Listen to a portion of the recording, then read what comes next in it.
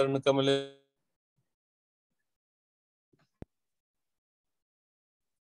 श्री सद्गुरु चरण कमलेभ्यो नमो नमः।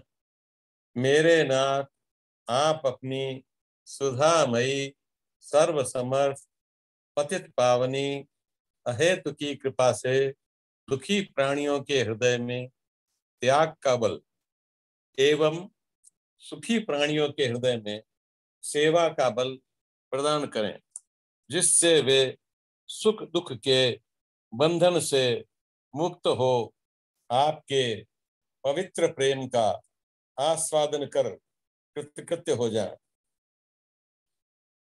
ओम। आजकल के विषय पर फिर वापस आगे बढ़ा रहे हैं। हमारा मुख्य विषय है आत्मनिरीक्षण, अर्थात प्राप्त विवेक के प्रकाश में अपने दोषों को देख।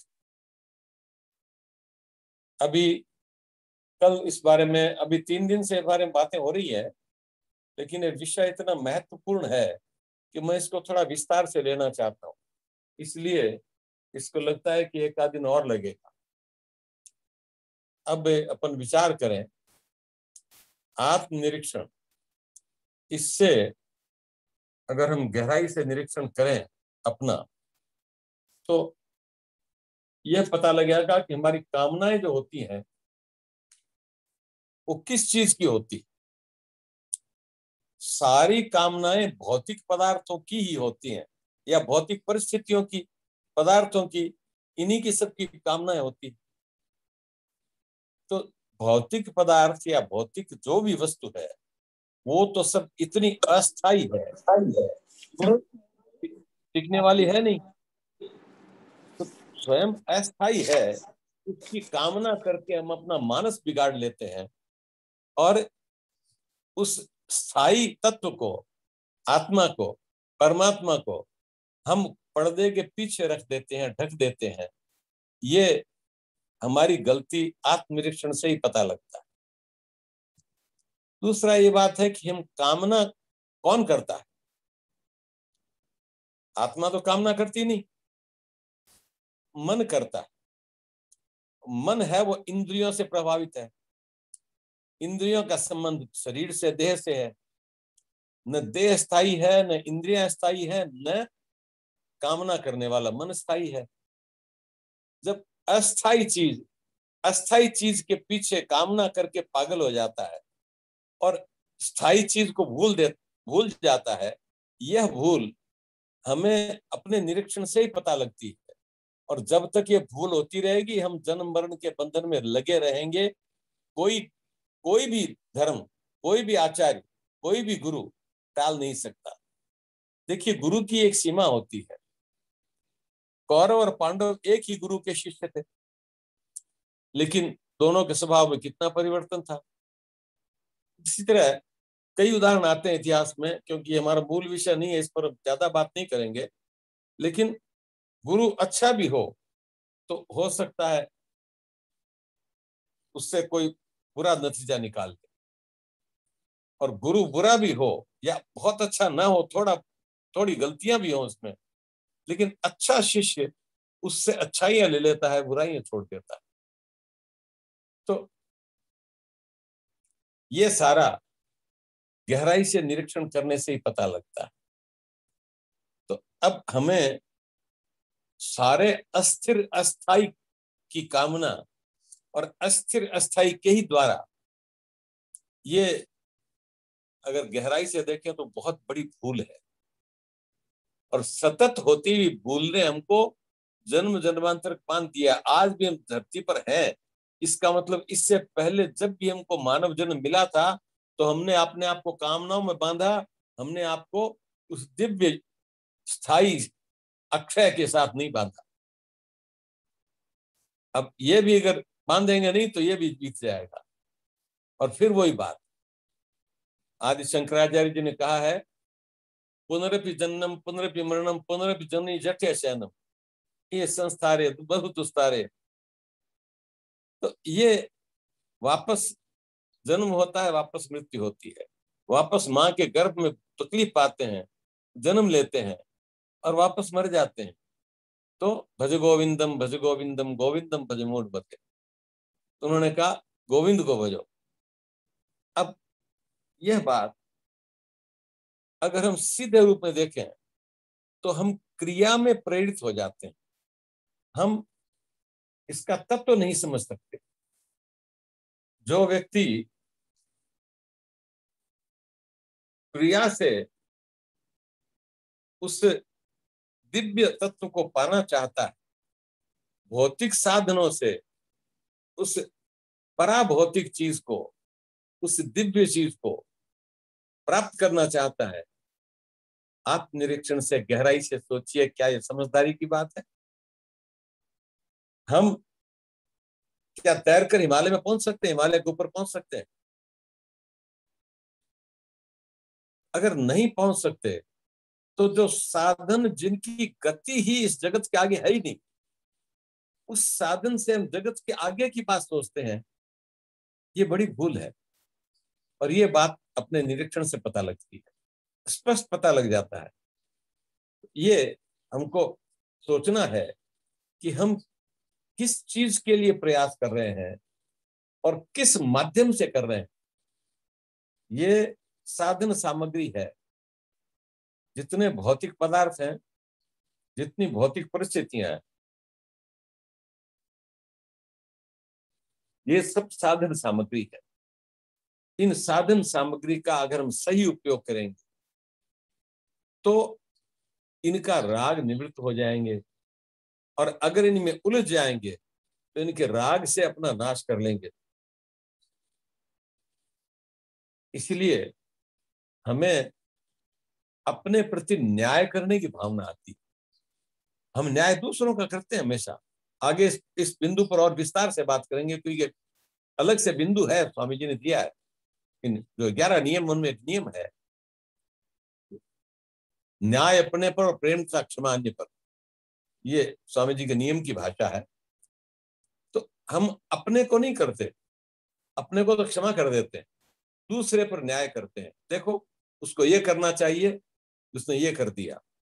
मैंने एक दिन पहले बात कही थी, आपको स्मरण होगी, कि हमारे यहाँ कोई भी कुली, कोई भी पनवाड़ी, कोई भी चाय वाला, कोई भी साधारण आदमी, वो सारी दुनिया की गहनतम दर्शन को, सहनतम राजनीतिक कठिनाइयों को, सबका समाधान दे देगा। बस एक कमी रहती है, चाय वाले को चाय बनाना सही नहीं आता, कुली को कुली का काम अच्छा नहीं आता, किसान को किसान का काम अच्छा नहीं आता, पर दुनिया भर की कमी निकाल देंगे उसमें। ये तो निर्णय करने का अधिकार किसने दिया आपको कि वो ये सही कर रहा है, गलत कर रहा है? हमारा कोई अधिकार नहीं है। जब हमें अधिकार ही नहीं है तो क्यों उनकी चर्चा करते हैं, क्यों उनके लिए समय व्यर्थ जमाते हैं, क्यों अपने मानस को नीचे करते हैं? और जो क्षमा करनी चाहिए दूसरों को, वो भूल कर रहा है, भगवान को क्षमा कर दो, सद्बुद्धि दो। ये भाव आते ही हमारे मन में उनके लिए निर्णायक का भाव, जज का भाव निकल जाएगा, और उनके प्रति एक प्रेम आ जाएगा, एक क्षमा आ जाएगी, और उस क्षमा के साथ हमारे साथ उस आदमी के संबंध में कटुता कभी नहीं हो सकती। दूसरी बात है, हमारे मन में जो उस कटुता से होने वाला विकार था, वो विकार पैदा नहीं होता। तो हमें ये बात और समझ में आती कि हम अपने आप को क्षमा कर देते हैं। ऐसे तो गलती तो है, देखो मैं काम तो गलती कर रहा हूं, लेकिन हमारे से गलती तो ज्यादा बहुत सारे कर रहे हैं, मैं ही क्या कर रहा हूं? वो भी नहीं सुधरते तो मैं भी नहीं सुधरता। तो दूसरे कर रहे हैं उसका निर्णय करना तो हमें आता है, लेकिन हम जो कर रहे हैं उस पर अपने आप को क्षमा कर दिया। जो नहीं कर रहे हैं उनके साथ अपनी तुलना नहीं की, जो कर रहे हैं गलती उनके साथ तुलना करके उन गलती वालों की श्रेणी में शरीक हो गए। ये बात हमको हमारे पतन की ओर ले जाती। हम न्याय का सही उपयोग करके अपने साथ न्याय करें। हम क्या गलती कर रहे हैं उस पर गहराई से सोचें और उन गलतियों को निकाल दें। दूसरी बात, हमारे को बल मिला है, हम बल का उपयोग कैसे करें? बल का सदुपयोग दूसरे की रक्षा में है, दूसरे की सेवा में और दूसरे के अधिकारों की रक्षा में है। ये एक पॉइंट बहुत सोचने लायक है। दूसरों के अधिकारों की रक्षा करने के लिए हमको बल मिला है।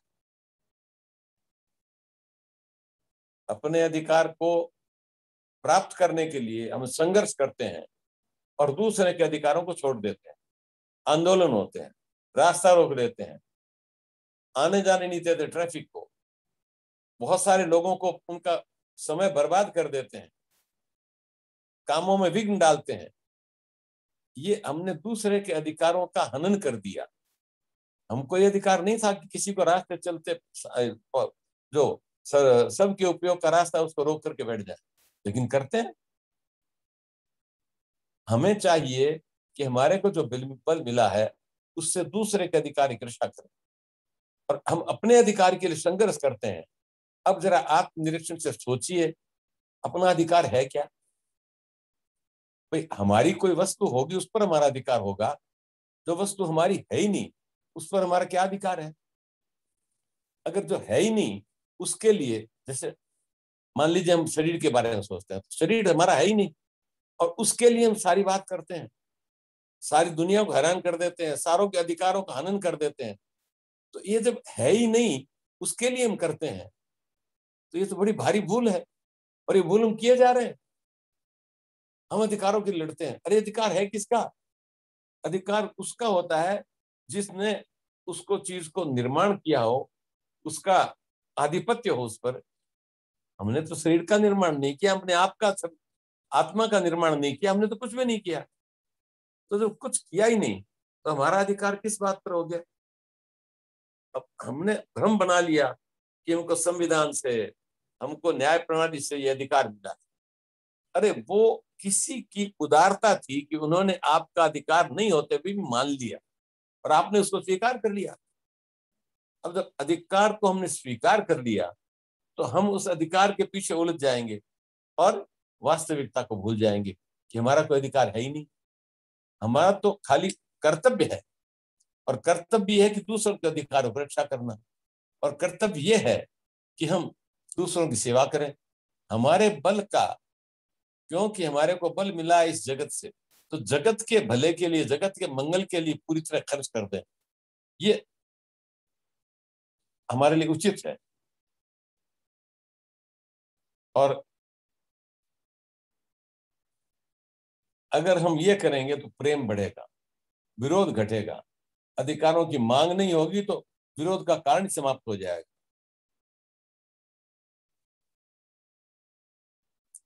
दूसरों की बुराई है वो हमको व्यथित करती।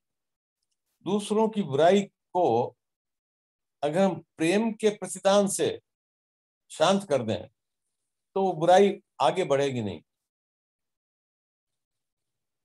एक अब्दुल रहीम खान खाना का एक दोहा है, आवत गारी एक है उल्टत होत अनेक, कह रहीम नहीं पलटिए तो वही एक की है।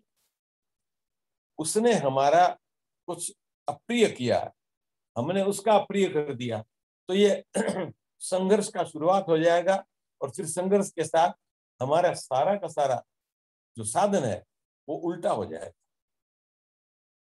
तो अगर हम बुराई का उत्तर भलाई से दें तो हो सकता है उसमें संघर्ष हो ही नहीं। जैसे एक जीव होती है और 32 दांत होते हैं। 32 दांत कभी कभी जीव को काट भी लेते हैं, लेकिन फिर क्या जीव दांतों को तोड़ती है? नहीं। दांत में अगर कोई जरा सा कुछ फंस जाता है तो जीव उसके पीछे अपनी पूरी ताकत लगा देती है, वहां से हटती नहीं है, इतना उसका स्नेह है उस पर। तो दांतों और जीभ में संघर्ष बढ़ता नहीं। लेकिन अगर जीभ दांतों को तोड़ने लग जाए तो संघर्ष बढ़ेगा, दांत फिर काटेंगे। इसी प्रकार हम अगर बुराई का उत्तर भलाई से देंगे तो बुराई बढ़ेगी नहीं। अगर हम किसी के दोष का उत्तर क्षमा से देंगे तो वो दोष बढ़ेगा, वरना एक दूसरे का दोष पलटते पलटते वो बहुत गुना बढ़ जाए।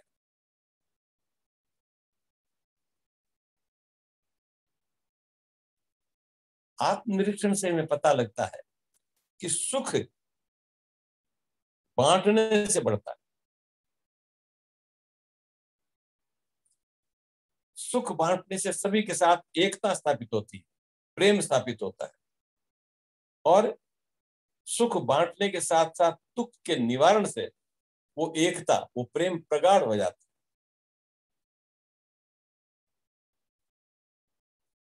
इस प्रकार हम अपने विवेक का आदर करेंगे तो हमको बहुत सारी, व्यक्तिगत ही नहीं, व्यक्तिगत तो समस्याओं का समाधान होता ही है, लेकिन सामाजिक, राजनीतिक, अंतरराष्ट्रीय समस्याओं का समाधान भी इसमें हो सकता है।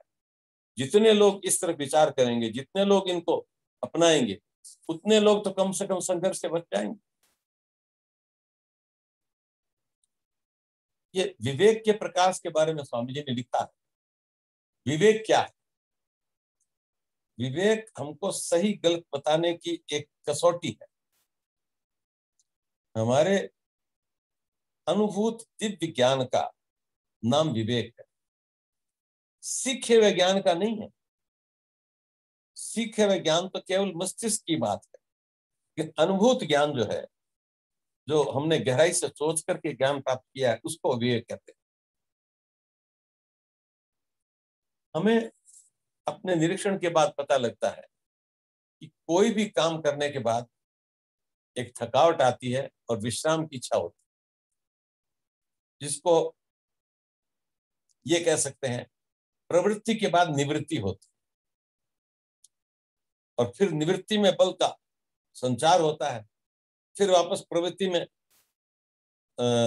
आदमी लग जाता है। हमारी प्रवृत्ति रागयुक्त होगी तो वासनाओं को पैदा करेगी। हमने किसी को अपना मान लिया तो उसके प्रति राग हो जाएगा और वो वासनाओं को जन्म देगा। उस राग के साथ स्वतः द्वेष आ जाता है, उसके अहित करने वाले के द्वेष हो जाता है।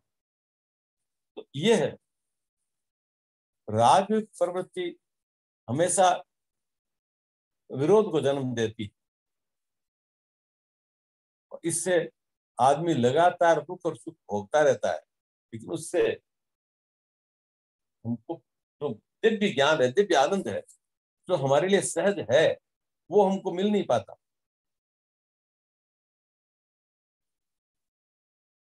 जिस कामना की पूर्ति में हम सुख का अनुभव करते हैं, वो कामना की पूर्ति का सुख भी स्थायी नहीं होता।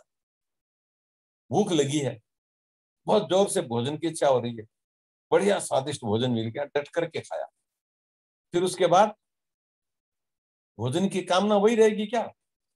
फिर तो कोई कहेगा तुम एक टुकड़ा और खा लो, तो लगता है जैसे मेरे को डांट रहा है। तो ये हर कामना युक्त प्रवृत्ति की एक सीमा होती है, उसके बाद वो अपने आप उस प्रवृत्ति से अलग होना चाहता है। प्रवृत्ति के साथ अपनी आत्मीयता बना ले, ये पूर्ण तरह प्रमाद है, और यही हमको आत्मनिरीक्षण से पता लगता है।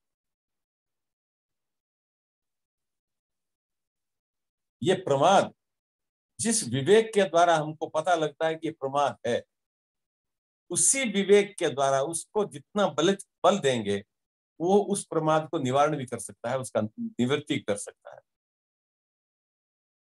तो इस तरह से वासनाओं का अंत होकर के राग त्याग में बदल जाता है, और त्याग मिलते ही जो स्वार्थ रहित सर्वहितकारी प्रवृत्ति उत्पन्न होती है, जिससे प्रेम पैदा होता है और प्रेमास्पद अपने हो जाते हैं, प्रेमास्पद का अपने में दर्शन होने लगता है।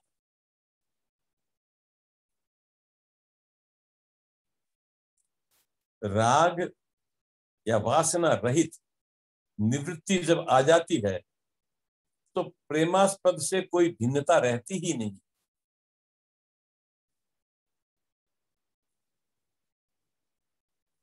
इस अवस्था में शरीर द्वारा होने वाली प्रवृत्ति स्वतः स्वार्थ रहित, सर्वहितकारी और सद्भावना से प्रेरित होने लगती। स्वार्थ रहित और सर्वहितकारी प्रवृत्ति वास्तव में निवृत्ति की ओर जाने का रास्ता प्रशस्त करती। इसलिए निर्विवाद पता लग गया कि वासना रहित निवृत्ति और स्वार्थ सर्वहितकारी प्रवृत्ति दोनों ही अनुकरणीय है, आदरणीय है। ये दोनों जीवन की मुख्य धाराएं बन जाती।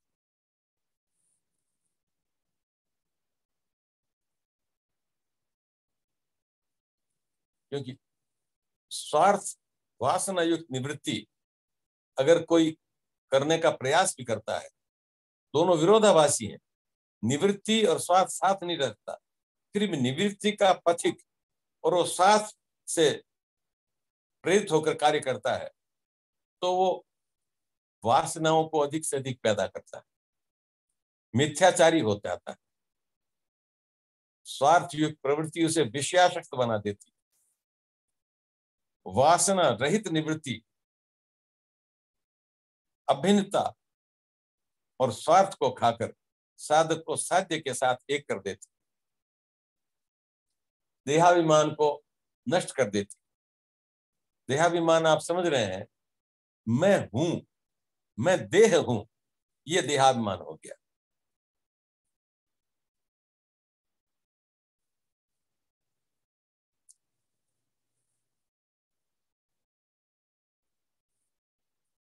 अपना निरीक्षण करने से पता लगता है कि प्राप्त का अनादर करके अप्राप्त की कामना, उसका चिंतन करते रहने से शक्ति का दुरुपयोग होता है।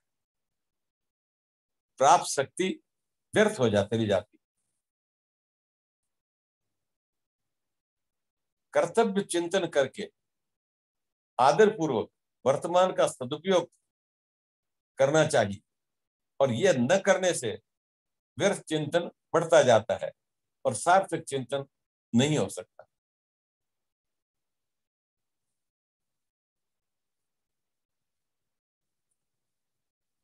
स्वार्थ का भाव मिटाने के लिए सेवा अनिवार्य है। जैसा अपन पहले एक दिन बात कर रहे थे, बच्चा जन्मने के बाद बहुत खूब माँ की सेवा चाहता है, बहुत समय लगना पड़ता है, श्रम करना पड़ता है, मेहनत करनी पड़ती है, लेकिन उसमें माँ को कष्ट नहीं होता, क्योंकि उसमें बहुत क्षीण सा स्वार्थ भाव रहता है, ज्यादा स्वार्थ नहीं रहता। बच्चे के प्रति प्रेम होता है तो वो बोझ नहीं लगता, सेवा हमको बोझ नहीं लगती। और सेवा के द्वारा स्वार्थ भाव का, सेवा के द्वारा व्यर्थ चिंतन का नाश होकर के सार्थक चिंतन अपने आप सहज आ जाता है। इस दृष्टि से देखें तो जो परिस्थिति हमको मिलती है वो बड़ी आवश्यक है हमको मिलनी।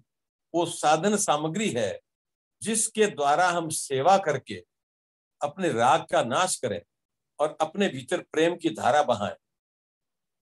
अगर परिस्थिति न हो तो हम अपनी सेवा की काम को आगे बढ़ा नहीं सकेंगे, और सेवा किए बिना हमारा राग नष्ट होगा। तो ऐसा होता नहीं कि परिस्थिति न हो, लेकिन कल्पना है खाली। इसलिए परिस्थिति है वो अच्छी बात है, लेकिन परिस्थिति हमेशा अच्छा ही हो ये जरूरी नहीं है। असल में बुरी परिस्थिति आए तो वो भी हमारे को राग निवृत्ति का कारण बनती है। बुरी परिस्थिति आए तो हमको ये सहज भान हो जाता है कि ये जगत किसी का नहीं, ये किसी का जगत अपना मान करके इससे कोई भला नहीं कर सका, अपना भला नहीं कर सका। तो ये भी प्रतिकूलता भी, एक शेर सुना मैंने, ए गर्दिश अय्याम तेरा शुक्रिया, हमने दुनिया देख ली हर दौर से, बहुत समझाने की जरूरत नहीं है। ये भयंकर कष्ट तेरा शुक्रिया है, क्योंकि इसने हमको दुनिया हर हर एंगल से दिखा, पता लग गया कि दुनिया की वास्तविकता क्या है।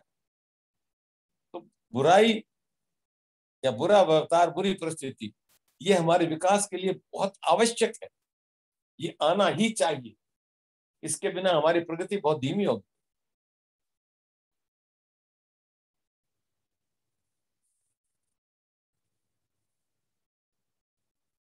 हम लोग अपने से सुखी को देख करके अपने आप को दुखी मान लेते। हम अपने से दुखी को देख करके अपने आप को सुखी नहीं मानते।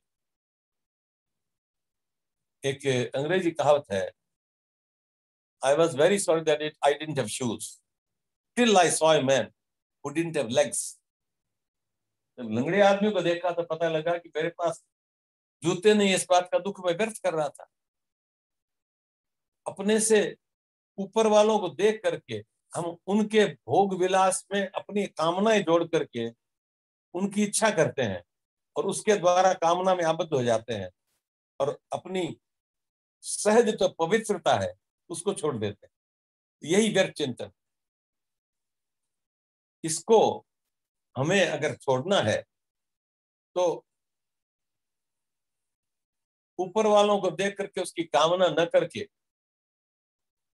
हम अपनी ओर देखें और अपना जिस अंश में हम दुखी हैं और जिस वस्तु के कारण हम दुखी हैं, अभाव से दुखी हैं, उस वस्तु का मन से त्याग कर दें। किसी के मन में बड़ी कामना होती है कि मेरे पास धन बहुत कम, और अगर किसी सदुपदेश से, किसी सद प्रयोजन से, सद कार्य से उसके मन में भावना आ जाए, अरे क्यों मैं फालतू धन के लिए भाग रहा हूं, धन तो नश्वर है, वो चलायमान है, और उसके मन में से कामना चली जाए कि नहीं मेरे पास जीने खाने पीने के लिए बहुत है और मुझे धन नहीं चाहिए, अपने आप शांति मिल जाएगी। आजकल एक बहुत चल रहा है यूट्यूब पर भी और सोशल मीडिया में भी कि जब आदमी सक्षम होता है शरीर, तब वो बहुत मेहनत करता है कि मैं संपत्ति कमा लूं।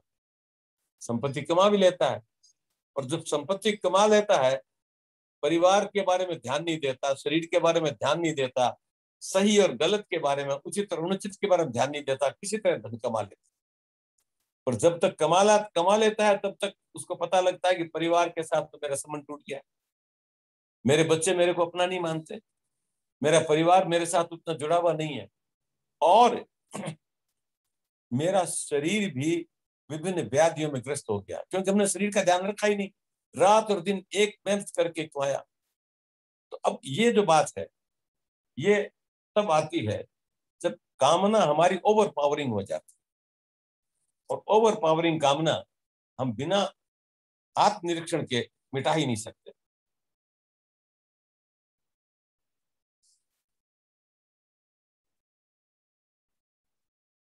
हमें आत्मनिरीक्षण से पता लगता है इस समता के बिना वास्तविक शांति नहीं मिल सकती। गीता के दूसरे अध्याय में कहा गया समत्तम योग मुचित, समता की सहज भावना ही योग का आधार, वो योग है। वह योग क्यों है कि जब समता की भावना आ जाएगी, कोई अच्छा कोई बुरा नहीं रहेगा, मेरा शरीर अच्छा उसका शरीर बुरा नहीं रहेगा, ये शरीर मेरा है ये शरीर उसका, ये नहीं लगेगा, तो फिर समता आते ही अपने आप शांति आ जाएगी, अशांति मिट जाएगी।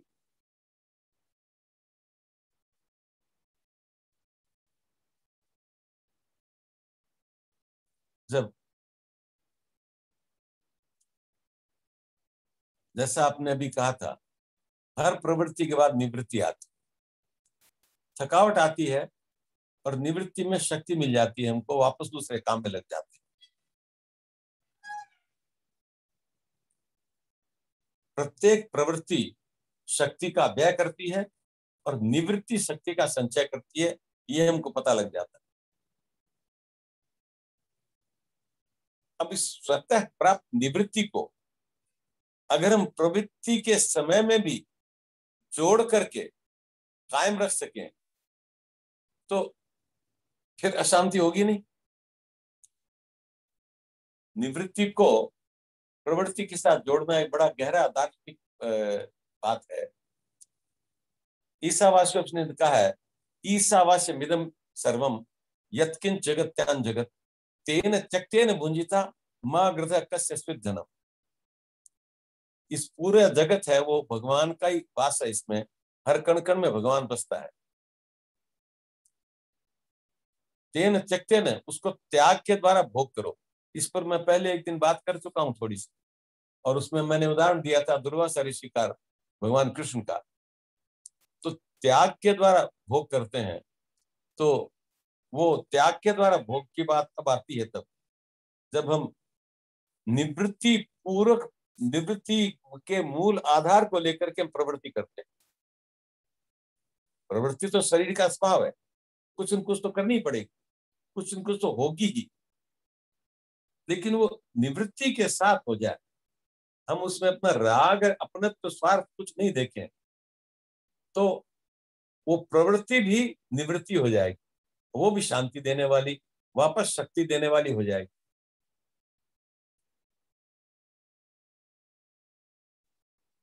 और वह निवृत्ति हमारे भोग को योग में परिवर्तित कर देती, राग को वैराग्य में परिवर्तित कर देती, पराधीनता को स्वाधीनता में परिवर्तित कर देती, और जड़ता को चिन्मयता में परिणत कर देती। फिर हमारा जिसके साथ जातीय संबंध है, स्वरूप की एकता है, उसके साथ अभिन्नता होकर के, और जिसके साथ मानवीय एकता है उससे भिन्नता आ जाती। जातीय एकता भगवान के साथ है, आत्मा के साथ, और जातीय भिन्नता जगत के साथ। तो भगवान और आत्मा के साथ हमारे में ये जातीय एकता आ जाती है, और जगत के साथ हमको भिन्नता मालूम पड़ जाती है। और इस प्रकार प्रवृत्तियों का अंत निवृत्ति में हो जाता है, निवृत्ति से अतीत अनंत जीवन मिल जाता है। बस यही आध्यात्म और आस्तिक जीवन है, जो आत्मनिरीक्षण से ही पाया जा सकता है। ये आज पहला पॉइंट जो है वो यहाँ मेरे विचार से काफी इस पर विचार हो गया, इसको यहाँ छोड़ सकते हैं। अब मैं दूसरा बिंदु खाली बोल देता हूँ, समय 5-7 मिनट बचा है। दूसरा नियम है, की हुई भूल को पुनः न दोहराने का व्रत लेकर सरल विश्वास पूर्वक प्रार्थना। हमने अब तक देखा है कि हम तो भूलों में ही जी रहे हैं, और अपनी भूल हम देखते ही नहीं। जब हमने अपनी भूलों को देखना शुरू कर दिया तो हमको मालूम हो गया कि हमारी भूल है। अब जो भूल है उसको अगर हम पुनः न दोहराने का तय कर लेते हैं तो हम भूल रहित हो जाते हैं, हम निर्दोष हो जाते हैं। और निर्दोषता को स्थायी करने के लिए उस भूल के प्रति हमें ये निश्चित करना होगा, व्रत लेना होगा कि हम इस भूल को दोहराएंगे नहीं, वरना हम जीवन भर अपनी भूलों को दोहराते रहते हैं, और दोहरा दोहरा करके हम अपने आप को आगे नहीं बढ़ने देते, आध्यात्मिक जगत में हम आगे गति नहीं होने देते। ऐसी परिस्थिति में ये दूसरा नियम पहले ही नियम का एक्सटेंशन है। पहला नियम अपने आप में बहुत पूर्णता लिए हुए, लेकिन इस नियम को स्थायी करने के लिए हमको आगे कुछ बातें सोचनी पड़ेगी, क्योंकि हमारे चिंतन में अलग अलग तरह के विचार बार बार आते हैं, और उन विचारों को उस दृष्टिकोण से हमको उसका उपाय करना पड़ेगा जिस दृष्टिकोण से वो पूरी तरह शांत हो जाए। इसीलिए हमने भूल को भूल करके पहचान लिया और ये सोच भी लिया कि भूल नहीं करेंगे, दूसरा नियम की जरूरत क्यों पड़ी। लेकिन भूल को भूल करके जान लिया, इस बात को स्थायी करने के लिए, इस बात को निश्चित करने के लिए कि उस दृढ़ता पर कायम रहेंगे, इसके लिए हमको एक निर्णय करना पड़ेगा, भूल नहीं करना, इसलिए दूसरे नियम की जरूरत पड़ी। तो इस पर अब कल बात होगी। अब आज इस पहले नियम के बारे में आप लोगों को किसी को कुछ समझ में नहीं आई हो, बात कुछ जानकारी करनी हो, तो मैं थोड़ा सा इसीलिए कुछ मिनट पहले इसको संपूर्ण कर देता हूं कि आप बात कर सकते हैं, अभी कर सकते हैं। किसी बिंदु पर अगर नहीं हो, आपको भी ध्यान में नहीं आया, तो आप, जैसा मैं रोज कहता हूं, आप मेरे को व्हाट्सएप कर दीजिए, मैं पहले आपके व्हाट्सएप पर विचार करके फिर इस बात को आगे बढ़ाऊं। जैसा रिकांता ने एक दो बार प्रश्न किए थे, तो उन पर विचार हुआ था, और एक बात बहुत स्पष्टता से मैं कहूं, मैं जिस बात को मानता हूं, सही मानता हूं, उस बात का विवरण दे रहा हूं, आप उस बात का ही विवेचन कर रहा हूं। आवश्यक नहीं है कि सब उसी बात को माने, इस बात पर विचार करें तो अच्छी बात, लेकिन मेरी मान्यता के हिसाब से इस पर विचार किए बिना आगे काम बढ़ेगा नहीं। तो अब अगर विचार करना है तो विचार करने तक तो ठीक है, लेकिन जैसा पूज्य पिताजी महाराज कहते थे, भाई अगर कोई आदमी किसी बात को यह कह करके मान लेता है कि ये रामचंद्र जी महाराज ने कही है, तो वो सही नहीं है, वो भूल है उसकी। वो ये कहे कि रामचंद्र जी महाराज ने कही है, तो थोड़ा सोचते हैं ये सही है कि नहीं। अगर सही है तो फिर अपनाओ, अगर अपने लिए हित करे तो अपनाओ, अगर सही नहीं है तो ठीक है, महाराज ने कह दी, हमें नहीं जची, कोई बात नहीं। या अगर उसके बारे में कोई शंका है तो महाराज से फिर पूछो, शंका का समाधान करो। लेकिन अगर ठीक नहीं है फिर भी, तो बिल्कुल छोड़ दो उसको, उसके पीछे जाने की कोई जरूरत नहीं। ये बात हमको सोचनी है कि किसी ने कहा और हमने मान लिया, ये उचित नहीं। और यही हमको बहुत बड़ा नुकसान करता है कि जब हम किसी को पूजनीय मान लेते हैं, किसी को गुरु मान लेते हैं, किसी को अनुकरणीय मान लेते हैं, और उनकी सही और गलत सभी बातों को मानते रहते हैं। ये नहीं, अपने विवेक के साथ अगर हम निर्णय करेंगे सही है गलत, तो हम कभी भटकेंगे नहीं। किसी के कहने से मान लेंगे तो उसमें भटकने की बहुत संभावना। या तो कोई ऐसा बहुत भाग्यशाली आदमी हो जिसको परम ज्ञानी दिव्य गुरु मिला हो, नहीं तो कोई भी गुरु अपने शिष्य के बारे में गहराई से उसके अंतर मन में उठने वाली भावनाओं को समझ नहीं सकता। वो अपने दृष्टिकोण से उसका हित बताता है, और उस हित में भी कई बार स्वार्थी गुरु अपना स्वार्थ जोड़ देते हैं। अब वो अपने स्वार्थ के किया हुआ काम उसको, गुरु को भी डुबाता है और शिष्य को भी डुबाता है। लेकिन अगर न भी हो अपना स्वार्थ, तब भी हर चीज हर व्यक्ति के लिए उपयुक्त नहीं होती। गुरु अपने साधना के, अपने अनुभव के हिसाब से बात बताते, और यहां हम इसी तरह संप्रदाय में बंध गए। ये जो धर्म का तत्व था उसको संप्रदाय में टुकड़े टुकड़े में बांट दिया। आज का विषय समाप्त हो रहा है, समय समाप्त हो रहा है, प्रार्थना कर ले, तो फिर कल थोड़ा सा इसी बारे में बात कर लेंगे, फिर बाद में दूसरे नियम पर बात। 3 मेरे मिनट नाथ, तो ठीक है। तो हर बार देखिए, लोग कहते हैं का अनादर करने से पाप लगता है, कल्याण नहीं होता। लेकिन एक तुलसीदास जी का दोहा मुझे याद आ रहा है, तो जो पिता प्रहलाद, एक भजन है तुलसीदास जी का, जाके प्रियन राम वैदेही, उन्हीं उसी की कड़ी है, जाके प्रियन राम वैदेही तजिए ताहि कोटि बैरिसम यद्यपि परम स्नेही।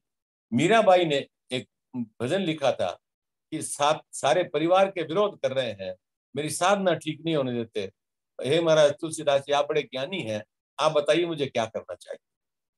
उन्होंने वापस ये पद लिखा, जाके प्रिय न राम वैदेही तजिए ताई कोटि बैरिसम यद्यपि परम स्नेही।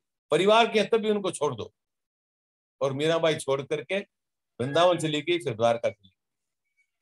तो उन्होंने आगे लिखा है, तजो पिता प्रहलाद विभीषण बंधु भरत महतारी, बलि गुरु तजो कंत ब्रज बनितनी भैरित मुद मंगल कार्य।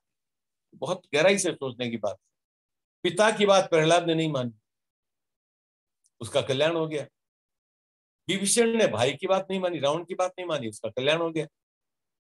भरत ने अपनी मां की बात नहीं मानी, राज नहीं लिया, भरत का कल्याण ही नहीं हो गया। हम आज तक भरत जी की भ्रातृ प्रेम को, उनके त्याग को दुनिया का महानतम त्याग मानते हैं। बलि गुरु तजो, बलि के सामने जब वामन अवतार आए थे तो गुरु जी ने उसे कहा था कि नहीं, ये भगवान का रूप है, तुम नष्ट कर देगा, उसको वचन मत दो। और यहां तक कि वह शुक्राचार्य गुरु जब संकल्प लेने के लिए पानी लेने लगे तो उसकी टूंटी में घुस गए कीड़ा बनकर।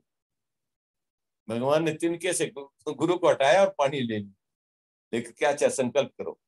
बलि ने संकल्प लिया, संकल्प लेकर के अपना राजपाट सब उसको दान दे दिया।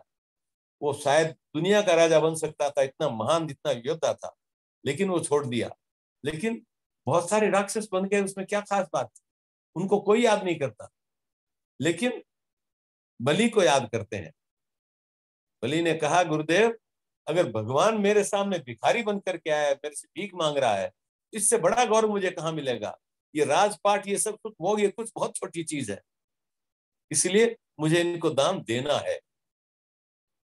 ये इस पर थोड़ा फिर प्रार्थना करते हैं, 1.5 मिनट टाइम बचा है। मेरे नाथ, आप अपनी सुधामयी, सर्वसमर्थ, पतित पावनी, अहेतु की कृपा से मानव मात्र को विवेक का आदर तथा बल का सदुपयोग करने की सामर्थ्य